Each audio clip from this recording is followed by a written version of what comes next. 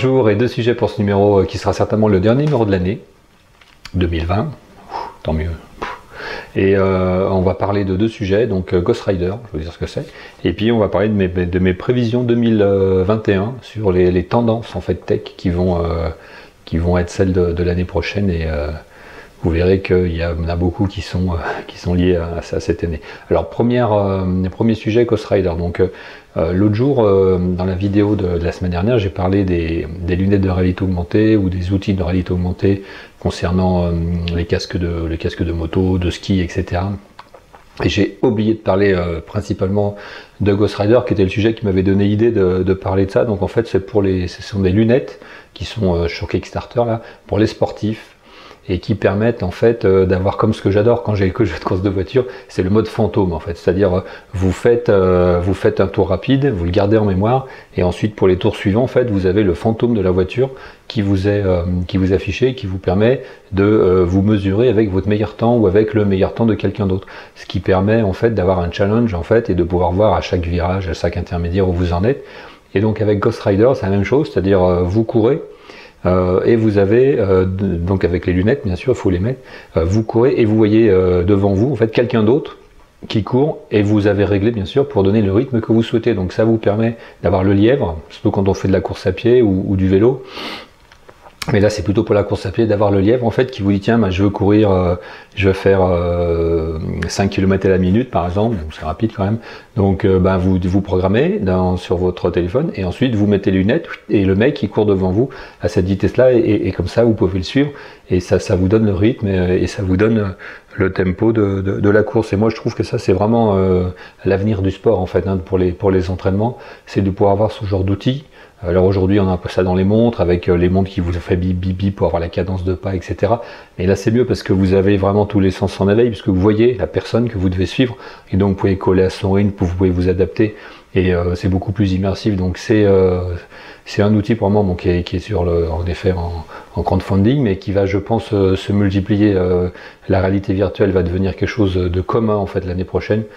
Pourquoi je dis ça? Parce que dans les voitures maintenant vous allez la voir, et à partir du moment où quelque chose rentre dans l'automobile en fait on le voit partout. C'est-à-dire que la technologie elle est mûre, puisqu'on peut le mettre à disposition de tout le monde. Aujourd'hui dans les voitures, les GPS en fait ils vont plus cantonner dire au rond-point, tourner à droite, etc. Ça sera devant vous, vous verrez la rue et vous verrez s'afficher le chemin devant vous sur l'écran du pare-brise.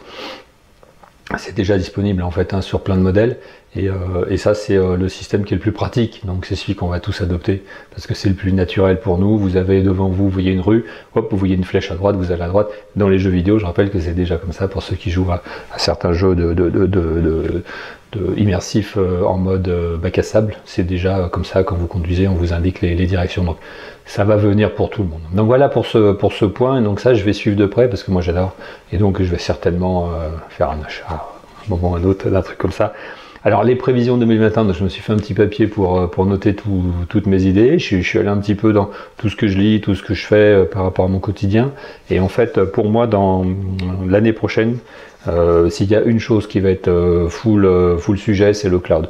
Donc tout va être cloud. Alors c'est lié en fait aux besoins que l'on a de tout faire en connexion, c'est lié aux besoins qu'on a de tout faire à distance, et c'est lié au fait qu'avec le confinement, tout le monde a compris que maintenant il fallait sur le cloud. Donc que ce soit pour les jeux, pour l'entreprise, pour les utilisations perso, hein, iCloud, etc., ou pour tous les sujets, toutes les offres vont être en cloud, c'est-à-dire que tout va passer à la consommation, Netflix, etc. C'est du cloud, hein, Netflix, hein, donc c'est-à-dire que vous allez acheter des services en ligne, en paiement mensuel, ça va arranger tout le monde, et vous allez vous abonner à plus de trucs, et donc vous allez augmenter vos charges fixes. Mais ça c'est une autre question, c'est à vous de gérer. Donc ça c'est un point très important. Le cloud, c'est ils ont gagné, et malheureusement il n'y a pas d'acteur français, donc il faudra travailler sur ce point. Messieurs qui parlaient de la réindustrialisation, l'industrie c'est fini, aujourd'hui c'est le cloud. Donc mettez plutôt l'argent dans la création d'un cloud français européen, plutôt que d'essayer de faire revenir des industries qui ne reviendront pas, et donc au moins ça fait parler, mais ça fait pas beaucoup de résultats. Donc deuxième sujet qui va être l'actualité, tous les outils de travail collaboratif en ligne qui permettent de travailler quand on n'est pas tous au bureau. Avant il n'y avait pas besoin, on était toujours tous au bureau. Aujourd'hui les Trello, les Jira, donc Jira c'est pour les développeurs, Trello c'est pour le marketing, les développeurs parce que ça a été racheté par Atlassian.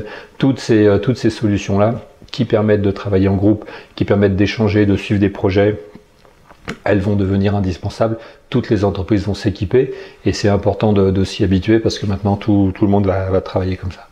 Troisième sujet, l'e-éducation. Aujourd'hui, franchement, moi j'ai des enfants qui sont étudiants, c'est nul à chier les solutions qui sont proposées. C'est-à-dire qu'il y a un marché, parce que maintenant les étudiants vont tous être à distance encore pendant un moment, mais surtout le pli est pris.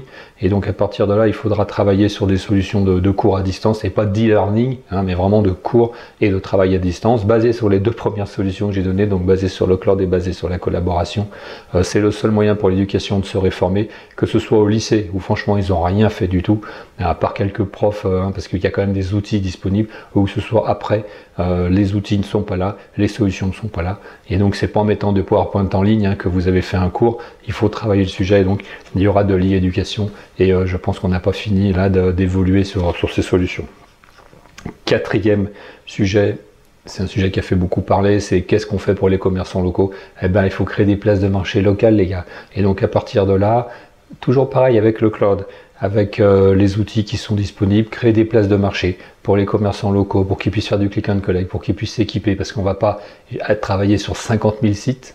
Faut bien voir que pourquoi c'est simple Amazon, pourquoi c'est simple Cdiscount, parce qu'en fait vous trouvez tout, c'est le principe du supermarché qui devient en ligne. Pourquoi on va dans les supermarchés? Parce qu'il y a tout, il ne faut pas aller chez 50 commerçants. Donc c'est pareil quand vous dites je vais acheter local dans ma ville, eh bien, il faut que vous ayez une plateforme de la zone de chalandise qui vous permet de dire bah voilà, ici je vais avoir tous les gens de la zone de chalandise, puisque c'est pas le local en fait, l'important c'est la zone de chalandise, la zone où en fait le chaland est attiré, où le chaland considère que c'est local pour lui et considère qu'il peut être livré rapidement, parce que l'important dans les places de marché c'est la livraison. Le click and collect c'est bien, mais aujourd'hui moi qui vis à Lyon, je vais vous dire bientôt on n'aura plus le droit d'aller à Lyon avec une voiture de plus de 5 ans, avec une voiture diesel, avec cible. En fait on va pas y aller, c'est très simple puisque vous voulez pas qu'on vienne.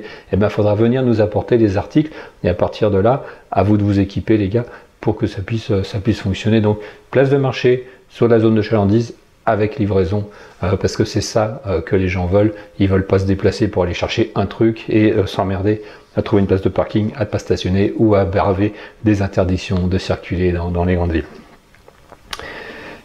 Dernier point, alors c'est pas une innovation, c'est la censure sur les plateformes. Aujourd'hui, sur toutes les plateformes de réseaux sociaux, il y a une censure qui va se mettre en place puisque les lois sont passées, puisque maintenant ils sont plus simples hébergeurs, ils sont responsables du contenu. Donc ça veut dire que le délit d'opinion va devenir généralisé. Vous ne pourrez plus poster votre avis si vous trouvez que quelqu'un sur une photo est moche, si vous trouvez que la photo de son gosse il est hideux, ben vous n'aurez pas le droit de le dire, d'accord? Parce que vous serez soit banni, soit fermé, soit poursuivi. Donc tout va être super, j'aime, bravo, tout va bien, etc. Pour donner son avis, il faudra aller sur le web black, qui ne sera pas ouvert à tout le monde, parce que sur les sites publics, donner son avis, surtout négatif, ce sera un délit d'opinion, et donc à partir des plateformes prenant pas de risque, vous serez interdit. Toujours pour le cloud, donc j'en ai parlé, mais il y aura du cloud gaming, alors partout. Les consoles c'est toujours pareil en fait, c'est toujours quand un truc est fini que c'est le firmament donc les consoles qui sortent, là, les next-gen, enfin bon, c'est next-gen à chaque génération, mais les Xbox 5, les PS5, les Xbox je sais pas quoi, donc c'est fini en fait, c'est une technologie has-been, tout sera cloud, je l'ai dit au début. Donc sortez pas des consoles super puissantes à 800 €, 500 €, 300 €. En fait, les gens vont plus les acheter, ils vont s'abonner au service et pour ce service, ils auront à disposition à la maison, à distance, les jeux. Et ça, c'est très important avec les plateformes de jeux comme Steam, comme ce que crée Epic. C'est important de bien comprendre que c'est plus le matériel qu'il faut acheter. Aujourd'hui, il faut acheter le service et le matériel ne sera pas nécessaire à partir du moment où vous êtes en cloud gaming. Et ça, c'est une révolution qui va arriver. Et je pense que les consoles qui sortent cette année, là, 2020-2021, je ne vais pas dire c'est les dernières, etc., mais ils sont au paroxysme d'un marché qui va baisser. Et puis dernière chose sur 2021, c'est les crypto-monnaies. On voit là le Bitcoin est à 20 000 €, etc., mais ça c'est le phénomène marketing, c'est-à-dire payer avec des monnaies qui ne sont pas des monnaies nationales, qui ne sont pas des monnaies pilotées par une banque centrale, ça va se généraliser, ça va augmenter. De plus en plus d'investisseurs en mettent dans leur portefeuille. La législation évolue et donc les crypto-monnaies, que ce soit Bitcoin ou une autre, mais peut-être ça sera des nationales crypto-monnaies ou des européennes ou des américaines ou des asiatiques crypto-monnaies, ça va devenir la monnaie d'échanges de plus en plus international et aussi pour certaines activités. Et donc à partir de là, on va devoir tous de plus en plus s'y mettre et avoir des porte-monnaies en crypto-monnaie si on veut pouvoir commercer avec ce genre d'intermédiaire. Donc c'est quelque chose qui va devenir très important. Voilà pour mes prévisions 2021. Donc je suis resté assez généraliste, mais en même temps assez précis sur les sujets. Je pense que la principale chose, c'est que ça va tourner autour du cloud. Hein. Ça fait déjà plusieurs années qu'on le dit, mais là, honnêtement, les gens, ils ont tous pris le pli. Plus personne, en fait, ne trouve ça bizarre. L'arrivée de la 5G, vous voyez, tout ça, ça s'arrive au bon moment, en fait. Hein. L'arrivée de la 5G, l'arrivée d'un certain nombre de technologies font que le cloud va devenir une évidence, mais même une obligation, en fait. Hein. Et puis, il y a des services qui ne seront pas disponibles autrement, et donc il faudra les consommer de cette manière. Voilà, donc je vous souhaite encore de bonnes fêtes. La bonne année, ça sera la prochaine fois. C'est la dernière vidéo de l'année, et je vous dis à bientôt, et portez-vous bien.